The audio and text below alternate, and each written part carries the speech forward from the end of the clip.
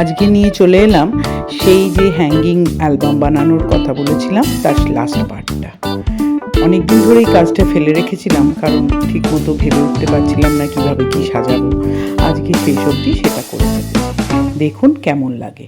কিছু fairy lights, কিছু mirror ছিল স্টিকার, তার মধ্যে এঁকে কিছু কাট আউটস বানিয়ে আর তার সাথে ছবিগুলো টাঙিয়ে আর লাইট লাগিয়ে সুন্দর করে তৈরি করে ফেলেছি আমার মেমোরি অ্যালবামটা। দেখুন, যদি ভালো লাগে অবশ্যই আমার চ্যানেলটা সাবস্ক্রাইব করবেন আর লাইক করবেন, শেয়ার করবেন। ধন্যবাদ। দেখতে থাকুন, সঙ্গে থাকুন।